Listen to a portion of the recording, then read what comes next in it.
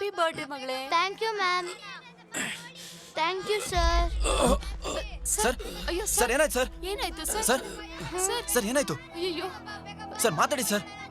Sir sir sir ಏನಾಯ್ತು? ಅಯ್ಯೋ sir ಏನಾಯ್ತು ಇವರಿಗೆ? ಮಾತಾಡಿ ಸರ್. ಸರ್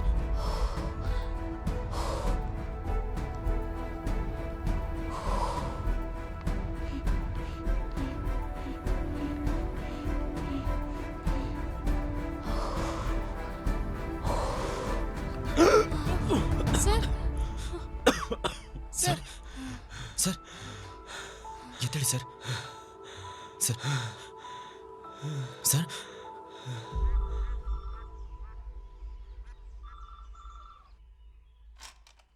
ಹಲೋ,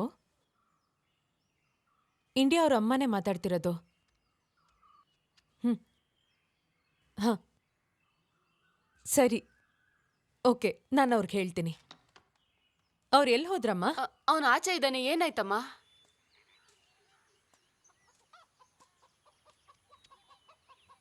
ಏನ್ರಿ?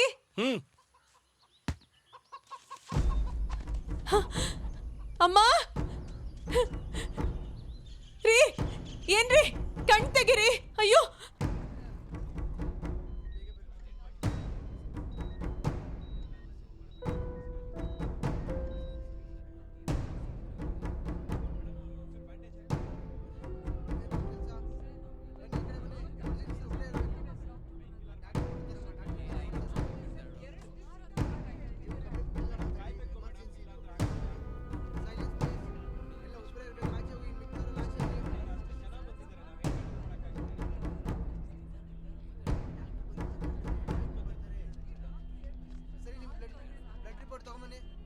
ಮಗಳೇ, ಇದಕ್ಕೊಂದು ಸೇನಾ. ಏನಾಯ್ತು? ಸೋಮನ ವೆಂಟಿಲೇಟರ್ ಕರ್ಕೊಂಡು ಹೋಗ್ತಿದ್ದಾರೆ. ಅದಕ್ಕೆ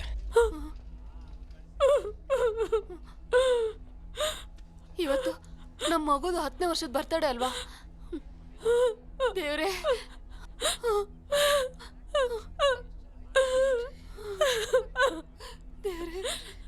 ಅದರ ಅರ್ಥ ಮಗುಗೆ 10 ವರ್ಷ ಆದ್ಮೇಲೆ ಆ ಮಗುವಿನ ತಂದೆಗೆ ಆಪತ್ತಿದೆ ಹಾಗಂತ ವಿಧಿಲ್ ಬರ್ದಿದೆ. ಸಾವಂತೂ ಖಚಿತವಾಗಿ ಬರ್ದಿದೆ.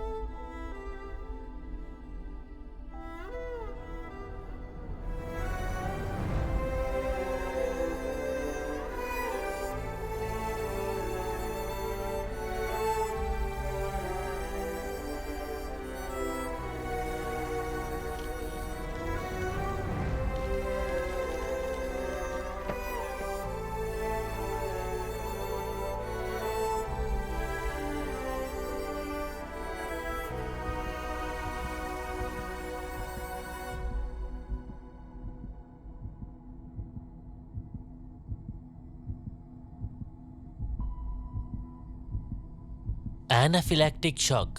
ನಮಗೆ ಅರ್ಥ ಆಗೋ ಭಾಷೆಲಿ ಹೇಳೋ. ಫೀವರ್ ಮತ್ತೆ ಬಾಡಿ ಪೈನ್ ಅಂತ ಹಾಸ್ಪಿಟ್ಲಿಗೆ ಬಂದಿದ್ರು. ಡೈಕ್ಲೋಫಿನಾಕ್ ಅಂತ ಒಂದು ಪೇನ್ ಕಿಲ್ಲರ್ ಇದೆ. ಅದನ್ನ ಡಾಕ್ಟರ್ ಅವರು ಮಸ್ಕ್ಯುಲರ್ ಇಂಜೆಕ್ಷನ್ ಅಲ್ಲದೆ IV ರೂಪದಲ್ಲಿ ಕೊಟ್ಟಿದ್ದಾರೆ. ಅದು ಕೂಡ ಟೆಸ್ಟ್ ಡೋಸ್ ಕೂಡ ಮಾಡಿಲ್ಲ. ಹಂಗ್ ಮಾಡಿದ್ರೆ ಮಜಲ್ಗೆ ಹಾಕೋ ಇಂಜೆಕ್ಷನ್ ನರಕ್ ಹಾಕಿದ್ರೆ ಹೀಗೆ ಆಗೋದು. MBBS ಪಾಸ್ ಮಾಡದೆ ಜನರಲ್ ಪ್ರಾಕ್ಟೀಸಿಗೆ ಬರೋ ಹುಡುಗರ್ನ, ಎಕ್ಸ್ಪೀರಿಯನ್ಸ್ ಇಲ್ದೇ ಇರೋರ್ನ ದುಡ್ಡಿಗೋಸ್ಕರ ಕರ್ಕೊಂಡ್ರೆ ಹೀಗೆ ಆಗೋದು. ಈಗ್ಲೇ ತಾನೇ ಈ ತರ ಆಗಿರೋದು.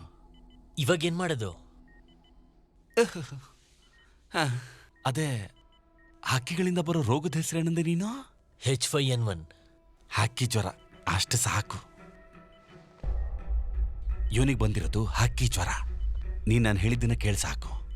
ಅದಕ್ಕೆ ವೈರಾಲಜಿ ಲೆವೆಲ್ ಕೊಡುವಂತ ಸರ್ಟಿಫಿಕೇಟ್ಸ್ ಇರಬೇಕು. ಓ, ಈ ವ್ಯವಸಾಯ ಮಾಡೋ ಮಣ್ಣಲ್ಲಿ ಯಾವುದೇ ಪತ್ರ ಪಾಣಿ ಇಲ್ದೇನೆ ನಾನು ದೊಡ್ಡ ಆಸ್ಪತ್ರೆ ಕಟ್ಟಿರೋ ಅಂತವ್ ನಾನು. ಈ ಸತ್ತಿರೋ ನಾಯಿಗೆ ಸರ್ಟಿಫಿಕೇಟ್ ಅಂತೆ. ಲೇ, ಸಂಬಂಧಿಕರೆಲ್ಲ ಬಂದು ಇವನ್ ಸತ್ತ ಅಂತ ಅಳ್ತಾ ಇದ್ರೇನೆ ಊರ್ ಜನ ಎಲ್ಲ ಭಯ ಪಡ್ತಾರೆ. ಅದೇ ನಮಗ್ ಬೇಕಾಗಿರೋದು. ಅರ್ಥ ಆಯ್ತಾ? ಲೇ ಬಾರಲಿ.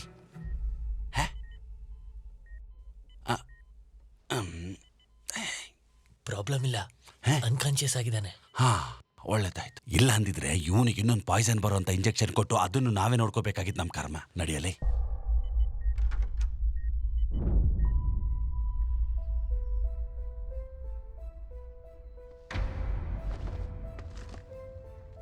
ಚಂದು ಸಾವು ಕಾರಣ ಆದವ್ರನ್ನ ಅರೆಸ್ಟ್ ಮಾಡಲೇಬೇಕು.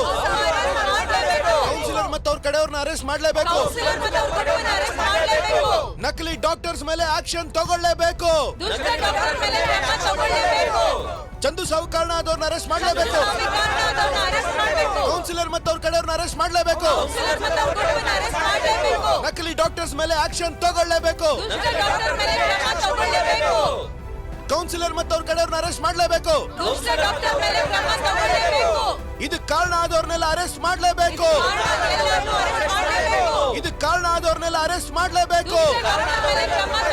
ಇದಕ್ಕೆ ಕಾರಣ ಆದವ್ರನ್ನೆಲ್ಲ ಅರೆಸ್ಟ್ ಮಾಡಲೇಬೇಕು. ಡಾಕ್ಟರ್ಸ್ ಮೇಲೆ ಆಕ್ಷನ್ ತಗೊಳ್ಳೇಬೇಕು. ಟರ್ನಿಂಗ್ ಪಾಯಿಂಟ್ ಸಿಕ್ಕಿದೆ. ನಮ್ಮ ಸೋಮನ್ ಅನ್ನುವ ಕೃಷಿ ಅಧಿಕಾರಿಯು ವಿಚಿತ್ರವಾದ ಹೋರಾಟದಿಂದ ಅವರು ಗೆಲುವಿನ ಕಡೆ ಸಾಗ್ತಾ ಇರೋದನ್ನ ನೀವೀಗ ನೋಡಬಹುದು. ಜಾರ್ಜ್ ಥಾಮಸ್ ಎನ್ನುವ ವ್ಯಕ್ತಿಯ ಸಾಕ್ಷಿಯಿಂದ ಆರಂಭವಾದ ಈ ಕೇಸ್ ಮತ್ತಷ್ಟು ಆಧಾರಗಳಿಂದಾಗಿ ಈ ಕೇಸ್ನ ಬಲಪಡಿಸುವುದಾಗಿ ಹೇಳ್ತಾ ಇದ್ದಾರೆ. ಚಂದುವಿನ ಸಾವು ಹಕ್ಕಿ ಕಾಯಿಲೆಯಿಂದ ಬಂದಿರೋದು ಅಂತ ಹೇಳ್ತಾ ಇರೋ ಈ ಕೇಸ್ ಕೃಷಿ ಅಧಿಕಾರಿಯಾದ ಸೋಮನ್ ಏನ್ ಕಂಡು ಹಿಡಿದಿದ್ದಾರೆ ಅಂತ ಹೇಳಿದ್ರೆ, ಚಂದು ಅವರು ಕಾಯಿಲೆಯಿಂದ ಸತ್ತಿಲ್ಲ, ಆಸ್ಪತ್ರೆಯವರ ನೆಗ್ಲಿಜೆನ್ಸ್ ಇಂದ ಸತ್ತಿದ್ದಾರೆ ಅನ್ನೋದು ನಮಗೆ ತಿಳಿದು ಬಂದಿದೆ.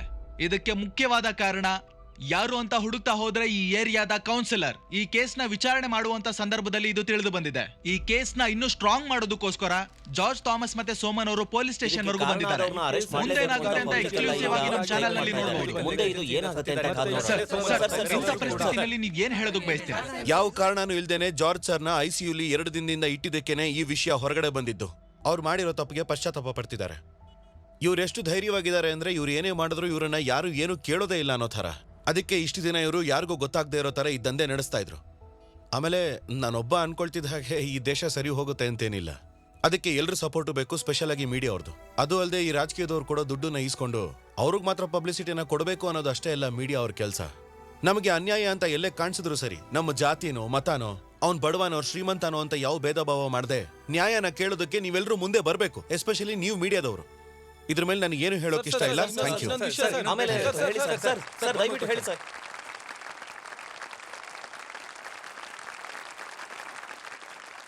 ಆದರಣೀಯ ನಾಯಕ education minister Shri George Varghese, ವೇದಿಕೆ ಮೇಲೆ ನೆರೆದಿರ್ತಕ್ಕಂಥ ವಿಶೇಷ ವ್ಯಕ್ತಿಗಳೇ, ತಂದೆ ತಾಯಂದರೆ, ಅಧ್ಯಾಪಕರೇ ಮತ್ತೆ ಮುದ್ದು ಮಕ್ಕಳೇ, ಇವತ್ತು ನೀವು ಈ ವೇದಿಕೆ ಮೇಲೆ ನನ್ನನ್ನು ಒಂದು ಅತಿಥಿಯಾಗಿ ಕರೆದಿದ್ದೀರಾ.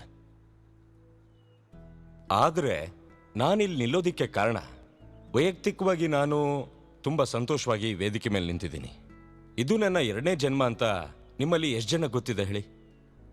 ಒಂದು ಪಕ್ಷ ಕೆಲವು ದಿನಗಳ ಹಿಂದೆನೇ ನಾನು ಸತ್ತು ಹೋಗ್ಬೇಕಾಗಿತ್ತು. ಇವತ್ತು ಇಲ್ಲಿ ನಿಮ್ಮ ಮುಂದೆ ನಿಂತ್ಕೊಂಡಿದ್ದೀನಿ ಅಂತಂದ್ರೆ ಅದಕ್ಕೆ ಕಾರಣ ನಿಮ್ಮ ಮಧ್ಯದಲ್ಲೇ ಇರುವಂತಹ ಒಂದು ಬುದ್ಧಿವಂತೆ ಹುಡುಗಿಯಿಂದ. ತುಂಬ ವಿಚಿತ್ರವಾಗಿರುವಂತಹ ಹೆಸರನ್ನ ಇಟ್ಕೊಂಡಿದ್ದಾಳ ಹುಡುಗಿ, ಇಂಡಿಯಾ. ಅಷ್ಟೇ ಅದ್ಭುತವಾಗಿರುತ್ತೆ ಅವಳ ಜೀವನ ಕೂಡ. ಸರ್, 9 ವರ್ಷ ಯಾವುದೇ ಪ್ರೈಮರಿ ಎಜುಕೇಶನ್ ಓದ್ದೇನೆ ನೇರವಾಗಿ ಎಂಟ್ರೆನ್ಸ್ ಎಕ್ಸಾಮ್ ಬರೆದು ನೇರವಾಗಿ ಹೈಯರ್ ಕ್ಲಾಸಿಗೆ ಹೋಗಿರುವಂತಹ ಹುಡುಗಿನೇ ನಮ್ಮ ಇಂಡಿಯಾ. ಇಂಥ ಸಂದರ್ಭದಲ್ಲಿ ಇಂಡಿಯಾನ ವೇದಿಕೆ ಮೇಲೆ ಕರಿಬೇಕು ಅಂತ ಇಷ್ಟಪಡ್ತೀನಿ. ಬಾ ಇಂಡಿಯಾ, ಬಾಮ. ಹೋಗು ಮಗಳೇ.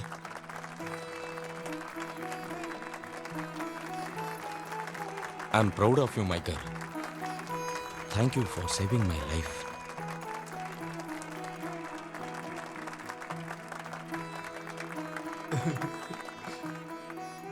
ಆವತ್ತು ಈ ಹುಡುಗಿ ಮಾಡಿದಂತಹ ಒಂದು ಕೆಲಸದಿಂದ ಇವತ್ತು ನಾನು ನಿಮ್ಮ ಮುಂದೆ ಬಂದು ನಿಂತಿದ್ದೀನಿ.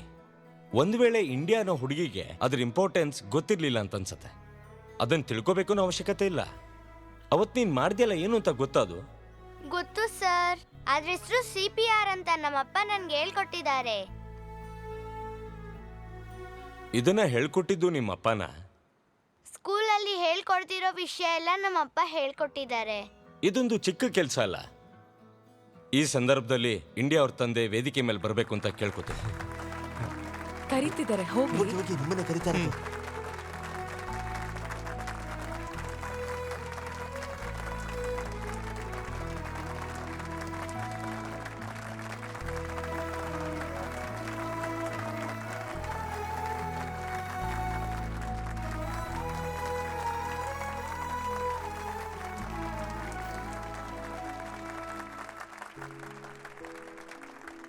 ಸೋಮನ್ ಮುಂಚೆಯಿಂದಾನೆ ಗೊತ್ತು ಸರ್. ಊರ್ ಜನರಿಗೆ ಏನೇ ತೊಂದರೆ ಆದ್ರೂ ಓಡ್ ಬಂದು ಧ್ವನಿ ಎತ್ತೋರು ಅಂದ್ರೆ ಇವರೇ. ಸೋಮನ್ ಮತ್ತೆ ಸೋಮನ್ ವ್ಯಕ್ತಿತ್ವದ ಬಗ್ಗೆ ನನಗಿಂತ ಹೆಚ್ಚಾಗಿ ಗೊತ್ತಿರೋದು ಈ ಊರಿನ ಜನರಿಗೆ. ಸೋಮನ್ 2 ಮಾತು, ಇಂಡಿಯಾ ಬಗ್ಗೆ ಮತ್ತೆ ನಿನ್ ಬಗ್ಗೆ, ಹಾಗೆ ನಿನ್ನ ಚಿಂತನೆಗಳ ಬಗ್ಗೆ.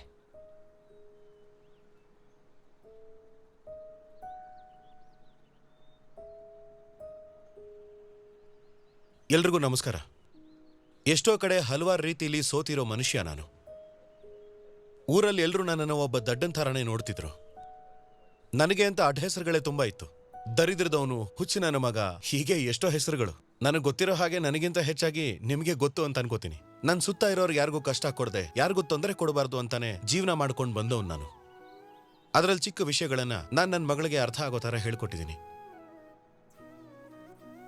ನಾನು ಎಲ್ಲಾನು ಪ್ರಾಕ್ಟಿಕಲ್ ಆಗಿ ನನ್ನ ಮಗಳಿಗೆ ಹೇಳ್ಕೊಟ್ಟಿದ್ದೀನಿ ಸರ್. ಅದರಿಂದ ಅವಳು ಈಸಿಯಾಗಿ ಅರ್ಥ ಮಾಡ್ಕೊಳ್ಳಿ ಅಂತ. ಅದರಿಂದಾನೇ ನನ್ನ ಮಗಳ ಅವತ್ತು CPR ಮಾಡೋಕ್ಕಾಗಿತ್ತು. ಇನ್ನೂ ಅರ್ಥ ಆಗೋ ಥರ ಹೇಳ್ತೀನಿ. ಅಕಸ್ಮಾತಾಗಿ ಇಲ್ಲಿ ಬೆಂಕಿ ಬಿತ್ತು ಅನ್ಕೊಳ್ಳಿ, ನಾವೇನ್ ಮಾಡ್ತೇವೆ? ಮನೆಗೆ ಹೋಗ್ತೀವಿ. ಏನ್ ಮಾಡೋದು? ಓಡ್ಬೇಕು ಅಷ್ಟೇ. ಅದಕ್ಕೆ ತಾನೇ ಸೋಮ ಫೈರ್ ಸಿಲಿಂಡರ್ ಇರೋದು, ಅದನ್ನು ಯೂಸ್ ಮಾಡಿದ್ರಾಯ್ತು. ಸರಿ, ಹಾಗಾದ್ರೆ ಇಲ್ಲಿರೋರು ಎಷ್ಟು ಜನಕ್ಕೆ ಫೈರ್ ಎಕ್ಸ್ಟಿಂಗ್ವಿಷರ್ ಸಿಲಿಂಡರ್ ಯೂಸ್ ಮಾಡೋಕ್ ಗೊತ್ತು?